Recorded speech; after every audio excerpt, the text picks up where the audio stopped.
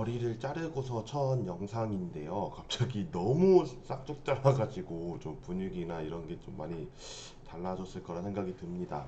음, 안녕하십니까. 수학교육과 박사과정 김정현입니다. 자, 오늘 제가 할 이야기는 수학 교육에 관련한 건 아니고요. 수학에 대한 이야기를 좀 하려고 합니다.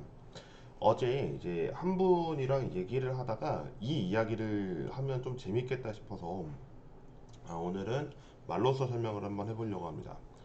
원래라면은 지금처럼의 이제 수업 영상을 통해서 제가 아래에 있고 위에 판서를 하거나 할 텐데 그런 부분은 아니라는 점을 참고드립니다. 자, 그래서 오늘 이야기할 내용은 거리에 대한 내용입니다. 우리가 2차원 거리 개념을 배웠을 겁니다. 고등학교 때까지 이제 거리에 대한 내용을 전하면서 어디로 가야 뭐 빨리 간다 뭐 이런 이야기를 할 텐데 사실 거리가 그것만 있는 건 아니죠. 정확하게 뭐냐면 두 점이 있을 때 제일 가까운 거리를 최단거리라고 했을 때 우리는 이제 이것을 거리라고 정의한다라고 이야기를 하죠. 하지만 정의를 이렇게 내려버리면 다른 개념에서의 거리는 아무런 의미가 없는 상황이 됩니다. 그래서 우리는 어떤 이야기를 붙이냐면 어떤 두 점이 있을 때 이렇게 가는 경우는 우리가 많이 익혀봤을 겁니다만 이 목적지 간에 어떤 건물이 있다고 생각해 보십시오. 그러면 그 건물은 통과할 수 없는 건물입니다. 물론 뭐 출입문이 있고 정문, 후문 뭐 이렇게 나뉘어져 가지고 간다면 뭐 그거야 좀 있을 수 있겠죠. 그렇지만 아무런 문이 정문만 있다라고 한다면 목적지에 도달할 수는 없을 겁니다. 네, 그 상황에서 우리는 빨리 가기 위해 어떤 내용을 이야기해야 하느냐 이 부분 때문에 오늘은 거리에 대한 이야기를 좀 해보려고 합니다. 논문에서는 익히 나와 있는 내용이기도 하고요. 뭐 논문 말고도 이제는 대학교 수학에서는 기하학에서 건드는 내용이기도 합니다. 그래서 이것을 우리는 뭐라고 하냐면 이제 택시캡 디스턴스라고 이제 이름을 붙입니다. 그러니까 택시 거리죠, 택시 거리. 그에 대한 정의는 가운데 어떤 장애물이 있다라고 했을 때 그 장애물을 뚫고 갈 수 없는 상황이 발생하죠. 그 발생할 때 갈 수 있는 최단거리입니다. 그러니까 어쨌든 최단거리긴 해요. 최단거리긴 한데 뚫고 간다는 개념만 하기에는 너무 이제 이상한 거죠.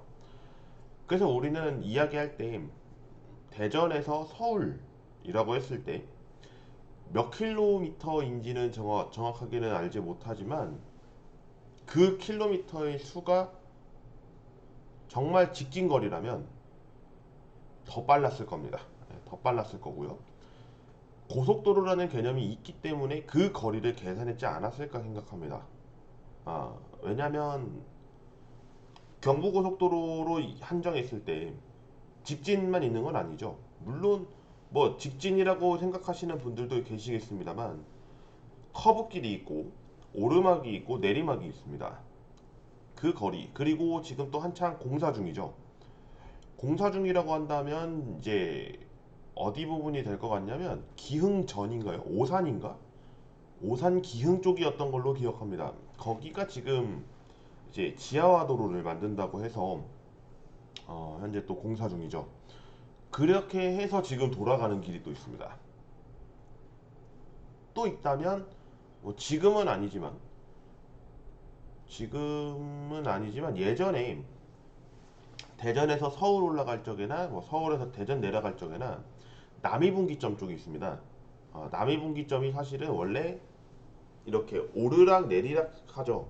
그래서 이쪽 방향이 그러니까 우리가 보는 시점에서 위에 있는 방향이 서울에서 대전 내려가는 방향이고 이쪽에서 오는 방향이 대전에서 서울입니다. 거기도 원래는 평지였습니다. 평지였는데 공사를 좀 해가지고서 그렇게 벌어진 걸로 알고 있습니다. 그럼 그것도 거리의 개념이죠. 그러니까 모든 거리를 개념했을 때 과연 대전에서 서울까지의 직진 거리겠느냐 내지는 서울에서 대전을 했을 때 어떤 공간이라든지 이런 걸 막론하고 제시를 한 거리이냐, 이런 거를 좀 볼 필요가 있는데요. 이런 거를 통해서 우리는 거리의 개념을 조금 더 정확하게 좀 따질 필요가 있습니다. 근데 이걸 어디서 배우냐면 용어에서는 배우지 않지만 경우의 수에서 배웁니다. 경우의 수에서 무슨 이야기를 하길래 그 이야기를 하냐?